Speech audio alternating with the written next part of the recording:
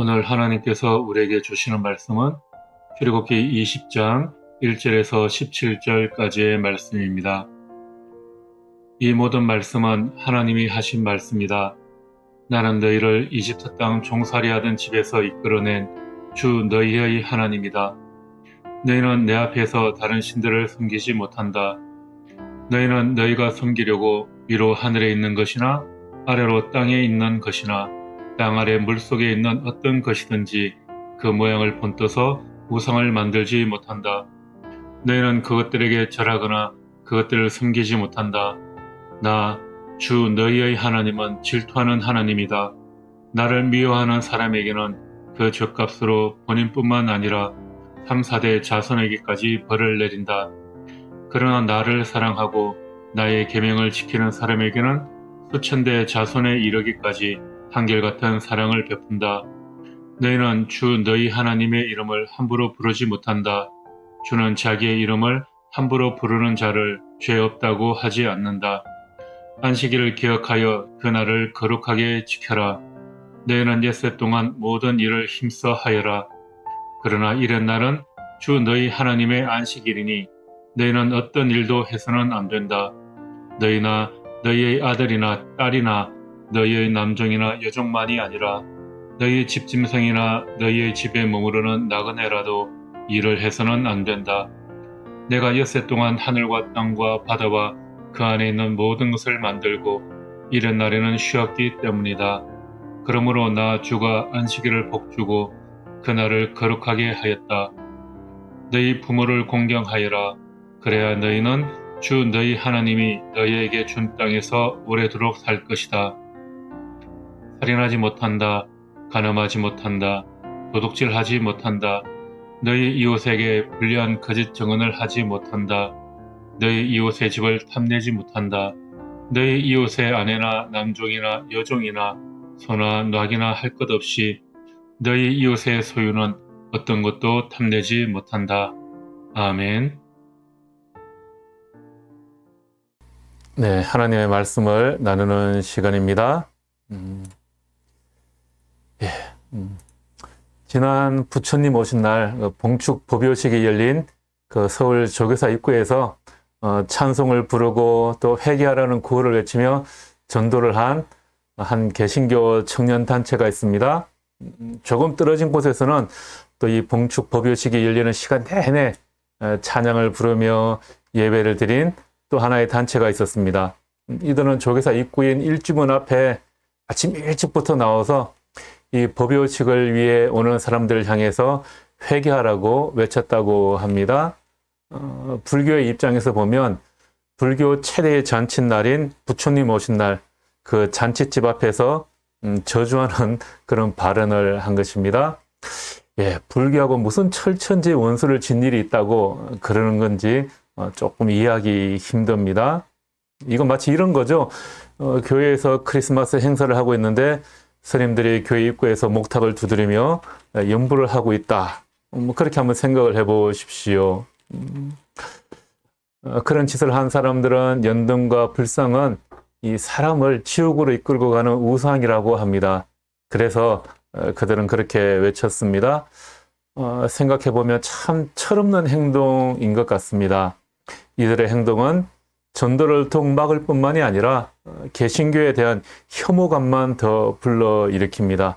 그래서 이 개신교를 개덕교라고 부르는 사람들도 있습니다. 최근 한국갤럽이 조사한 한국인의 종교 6차 조사 결과를 보면 비종교인, 그러니까 종교가 없는 사람들이 종교에 대한 호감도가 전체적으로 예전에 비해서 많이 떨어졌는데 그 중에서도 개신교에 대한 호감도는 불교, 천주교에 비해서 가장 낮아졌습니다. 비종교인 가운데 가장 호감 가는 종교로는 불교가 20%로 가장 높았고 가톨릭이 13%로 나타났고요. 개신교는 6%에 불과했습니다. 숫자를 보면 2004년에 비해서 2011년에 그 호감도가 절반 이하로 가장 많이 줄어들었습니다. 코로나가 시작되면서 신천지, 정광훈, BTJ 열방센터 등 여기저기서 개신교가 문제라는 이야기가 많이 나오고 있습니다. 또 공동체의 평화까지 깨트리는 이러한 행동으로 오히려 혐오를 주장하는 이 마당에 교회에 대한 이미지가 좋아질 리가 없을 것 같습니다. 올해 초에 한 기독교 단체에서 설문조사를 한 내용이 있습니다. 10년 후에 기독천년 가운데 10년 후에도 기독교 신앙을 유지하고 교회에 잘 나갈 것 같은 그런 응답률이 얼마나 되는가 보았더니 내가 10년 후에도 교회 잘 나갈 것 같다라는 응답이 53%, 기독교 신앙을 유지하기는 하지만 교회는 나가지 않을 것 같다. 그런 응답이 40%가 나왔고요. 내가 아예 기독교 신앙을 버릴 것 같다. 그런 비율이 7%가 나왔다고 합니다. 그만큼 교회에 대한 영향력이 줄어들고 또 교회에 대한 신뢰도가 떨어지고 있다. 그런 말이 될 것 같습니다.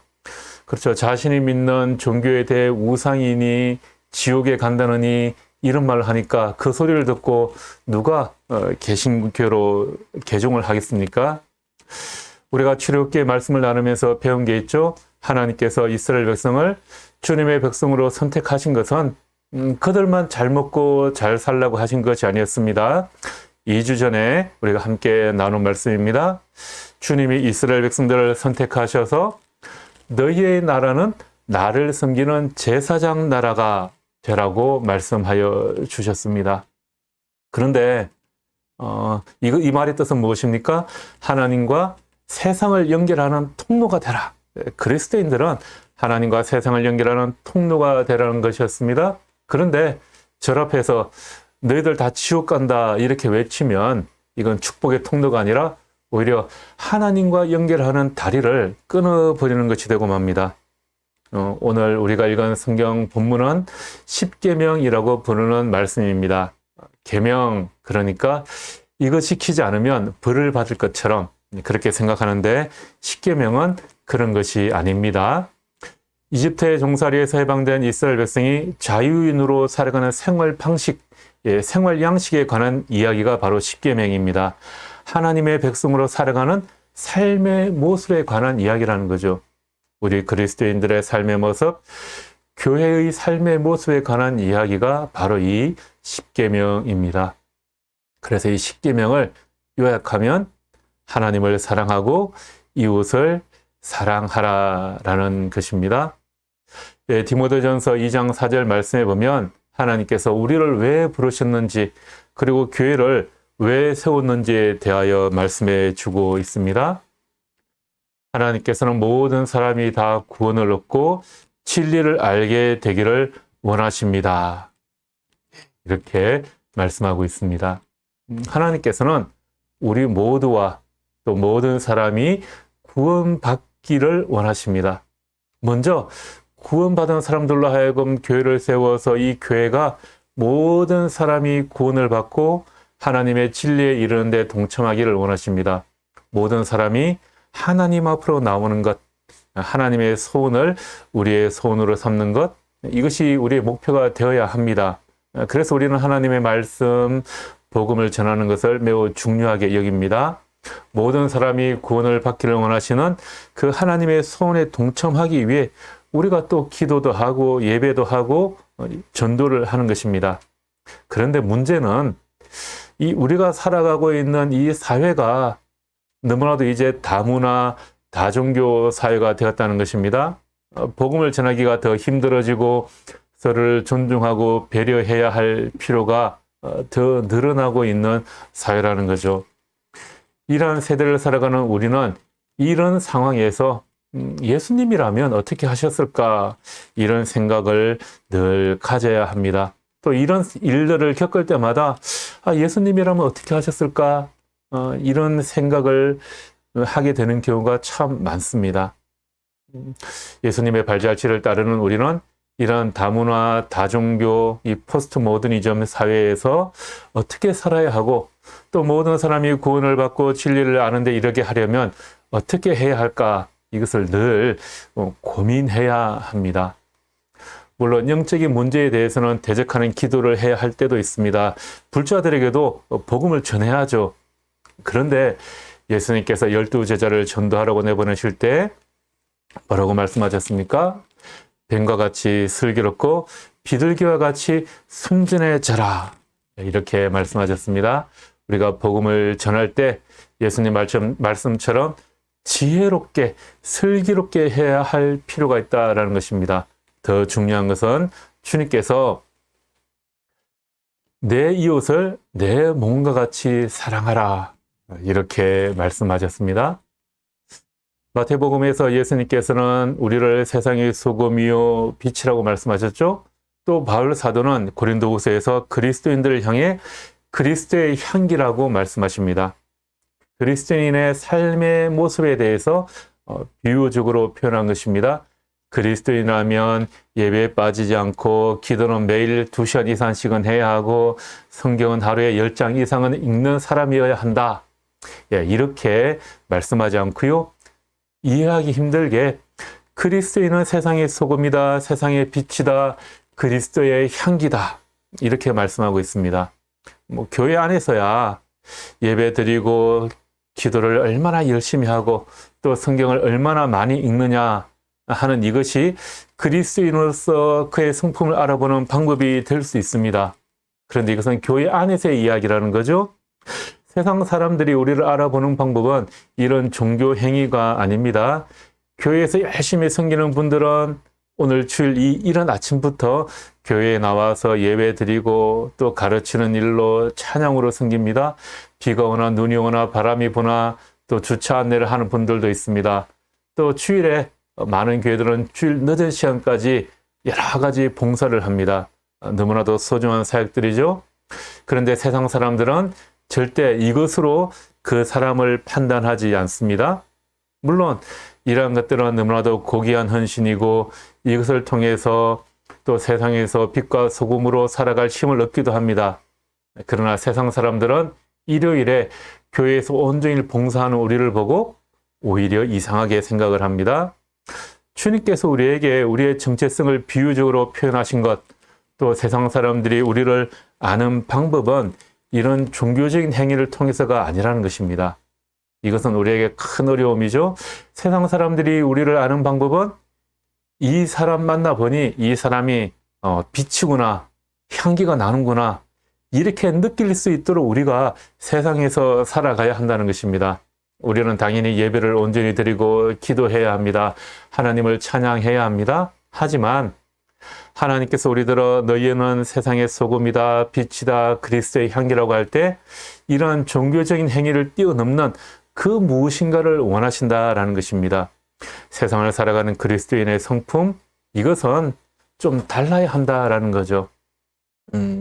구약 성경에 보면 하나님께서 요나 선지자에게 니느웨라는 도시에 가서 그 도시의 죄악성을 전하라고 하십니다. 요나는 니느웨에 가서 하나님의 말씀을 전했을 때 혹시라도 그 백성들이 회개할까 봐, 그래서 하나님께서 재앙을 돌이키실까 봐 하나님의 말씀을 못 들은 채 하고 니느웨 반대편으로 도망을 갑니다. 요나에게 니느웨라는 도시는 우리나라 사람들에게 일본과도 같은 존재입니다. 우리는 일본이 잘 되는 꼴을 절대 못 보죠. 요즘에 일본에 보니까 코로나와 올림픽 때문에 여러모로 어려움이 많은 것 같습니다. 다들 속으로는 아주 고소해하고 있지 않습니까? 그런 요나를 하나님께서는 가만히 내버려 두지 않고요. 태풍을 불어서 바다에 빠뜨리십니다. 주님께서 친히 준비해 두신 물고기 뱃속에 들어가 3일 동안 지나게 하시죠. 물고기 뱃속에 있는 3일 동안 그런 인생에서 가장 깊고 어두운 곳까지 내려갔습니다. 말 그대로 죽음의 경험을 했습니다. 그때 지금까지 이 어려운 가운데에서 자신을 인도하신 분이 하나님이다라는 것을 깨닫게 되었습니다. 그리고 하나님께 감사의 기도를 올려드립니다. 그렇게 기도하자 물고기는 요나를 육지에 토해냅니다. 그리고 하나님의 명령을 전하기 위해 요나는 다시금 니느웨로 갔습니다. 그런데 니느웨로 가기는 했는데 이 요나는 하나님의 말씀을 니느웨에 전하기가 너무나도 싫었나 봅니다. 니느웨라는 도시는 사람 걸음으로 한 사흘 길은 걸어야 다 지나갈 수 있을 만큼 넓은 도시였는데 요나는 단 하루 동안만 걸어 다니면서 니느웨에 하나님의 심판이 일어날 것이라고 전하죠. 그런데 어떤 일이 벌어집니까? 요나가 그렇게 무성의하게 하나님의 말씀을 전했는데 니느웨 사람들이 요나가 혹시나 했던 그 역시나 회개를 한 것입니다. 니느웨 왕은 이 소식을 듣고 왕의 옷을 벗고 굵은 베옷을 갈아입고 제 위에 앉아서 회개를 하였습니다. 온 백성과 심지어 짐승들까지 금식을 시키면서 하나님께 강구를 했습니다. 요나가 절대 일어나기를 바라지 않았던 일들이 일어난 것입니다. 요나에게 있어서 니느웨는 멸망해야 할 대상이었습니다. 지옥불에 불쏘시개로 태워져야 할 그런 존재들이었습니다. 하나님께서 그들을 아끼고 사랑하는 것에 대해 요나는 절대 전혀 관심이 없었습니다. 하나님께서 니느웨를 용서하시는 것을 보자 요나는 너무나도 못마땅했습니다. 그래서 오히려 하나님에게 화를 내죠. 그렇게 이런저런 이유로 불평하는 요나에게 하나님께서 말씀을 하시죠. 요나 4장 11절 말씀입니다. 하물며 좌우를 가릴 줄 모르는 사람들이 12만 명도 더 되고 짐승들도 수없이 많은 이 큰 성읍 니느웨를 어찌 내가 아끼지 않겠느냐. 하나님께서 니느웨에 대해 원하시는 것은 멸망이 아니라 생명이고 그들을 구원하려는 것이라고 합니다. 요나가 하나님을 제대로 믿지 않아서 이런 하나님의 마음을 몰랐을까요? 요나가 하나님의 성품을 정말 몰랐을까? 요나는 하나님을 누구보다도 신실하게 믿는 사람이었습니다. 요나는 이런 하나님의 성품을 누구보다도 잘 알고 있습니다. 요나 4장 2절에 이렇게 말씀하고 있죠. 하나님은 은혜로우시며 자비로우시며 좀처럼 노하지 않으시며 사랑이 한없는 분이셔서 내리시려던 재앙마저 거두실 것을 내가 알고 있었기 때문입니다. 이런 하나님의 성품을 너무나도 잘 알고 있었기 때문에 요나는 니느웨에 가기가 싫었던 겁니다. 니느웨에 가서 하나님의 말씀을 전하면서도 속으로는 이들이 제발 회개하지 않고 망하기를 바랐던 거죠. 부처님 오신 날 조기사 앞에서 회개하지 않으면 지옥 간다고 외친 사람들의 마음은 도대체 뭘까? 불자들이 정말 지옥 가는 게 너무나도 슬퍼서 그들이 돌이키기를 바라는 그런 간절한 마음으로 그랬을까?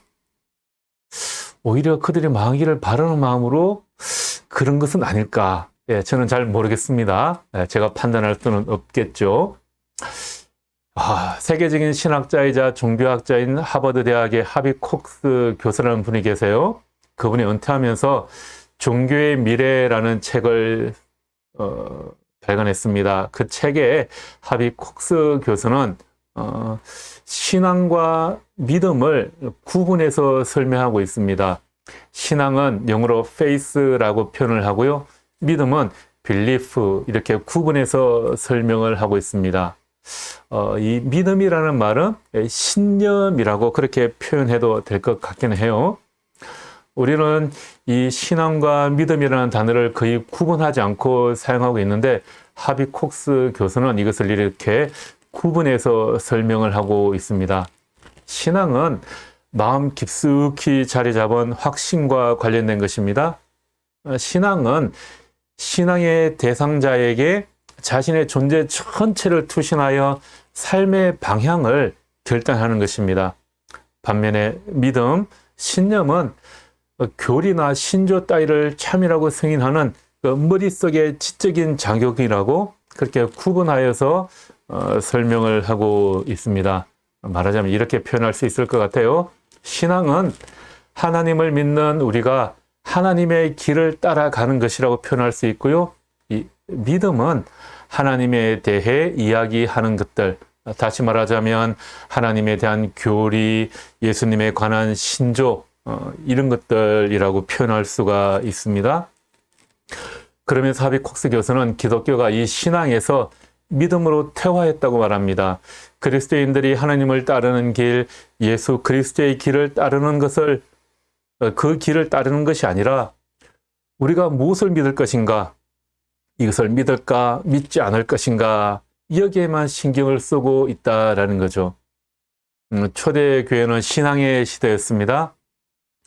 예수님을 따르던 직계 제자들과 더불어 예수를 따르고 예수의 정신을 본받고자 하는 사람들이 있었습니다.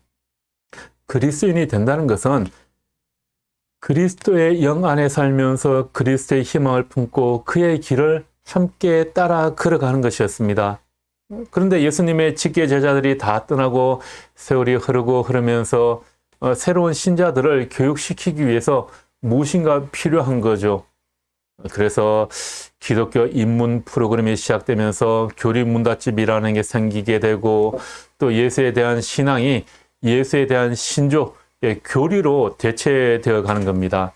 하나님에 대해 전혀 알지 못하고 글을 읽을지도 모르는 사람들에게, 야, 너희들이 성경 내용은 몰라도 이것만은 반드시 믿어야 돼 하면서 가르치는 것, 일방적으로 가르쳤다라는 것입니다. 하비콕스는 이러한 시대를 믿음의 시대라고 표현을 합니다. 주님을 따르는 삶이 아니라 교단이나 교파의 교리에 따라가는 삶을 살아가게 되었다라는 거죠. 여러분도 그렇지 않습니까?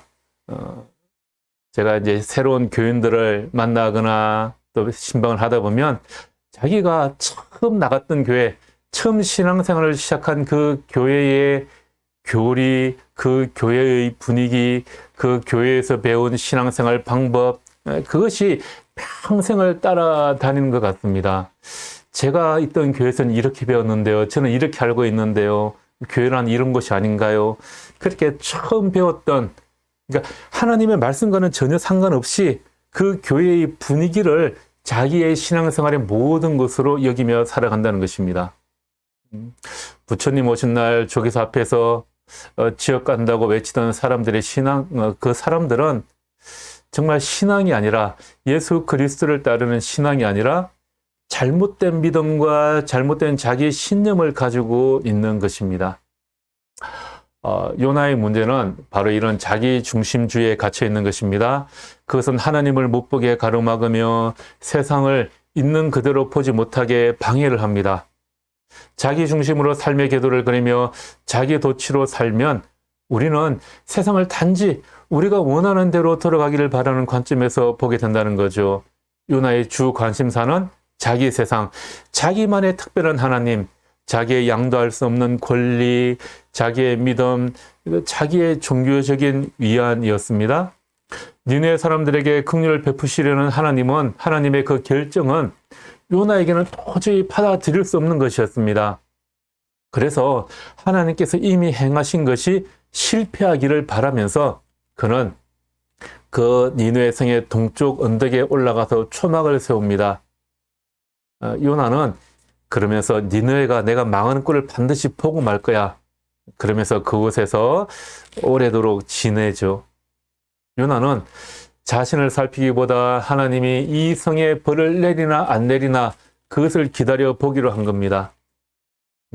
성경적 상담학자인 레리 크랩이라는 목사님은 요나의 이런 모습을 보면서 이렇게 표현을 합니다.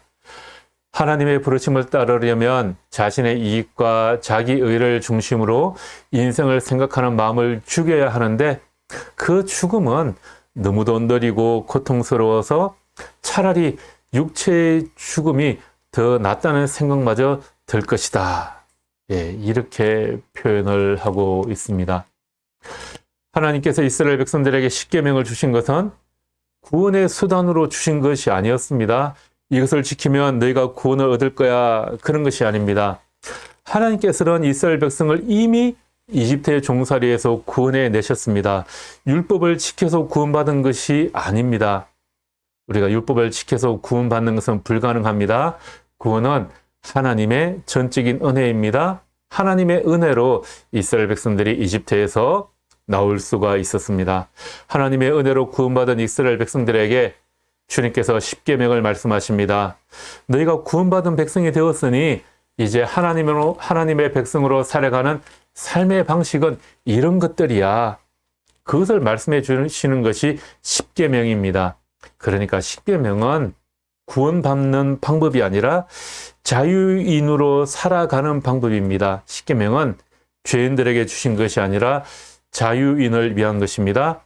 하나님께서 구원하신 사람들을 위한 것입니다. 오늘 읽은 말씀 2절에 이렇게 되어 있습니다. 나는 너희를 이집트 땅 종살이 하던 집에서 이끌어낸 주 너희의 하나님이다. 십계명은 우리가 자유로울 수 없는 일을 우리에게 명령함으로써 우리의 자유를 제한하기 위한 것이 아닙니다. 이 말씀은 해방된 삶의 모습입니다. 우리가 그리스도 안에서 해방된 삶의 모습으로 살아가는 거죠. 우리는 그리스도의 죽음과 부활하심을 통해 죄로부터 해방되었습니다. 우리는 이제 자유로워졌습니다. 하나님께서 우리에게 주신 복은 자유로운 사람을 위한 삶의 양식이 어떤 것인지를 우리에게 보여주시는 것입니다.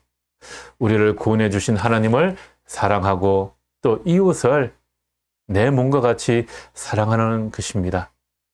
이것이 바로 십계명의 본질입니다. 십계명에 우상 숭배하지 말라는 말씀이 나온다고 불쌍한 우상이라며 그 앞에서 절하는 그들을 저주하라고 하신 것이 아니라는 거죠. 그렇게 조계사 앞에서 불자들을 저주하는 그 사람들은 오히려 자신의 잘못된 신념과 자신의 정치적인 신념을 오히려 우상으로 섬기고 있는 것입니다. 하나님을 믿는다고 하는 우리는 신앙의 삶을 살아가고 있습니까?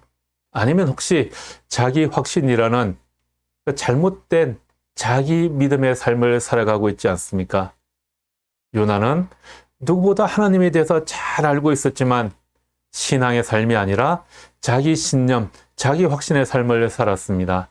하나님께서 원하시는 하나님의 길을 걷는 것이 아니라 이방인은 망해야 한다는 자신만의 불굴의 믿음, 자신만의 불굴의 신념을 가지고 살았습니다.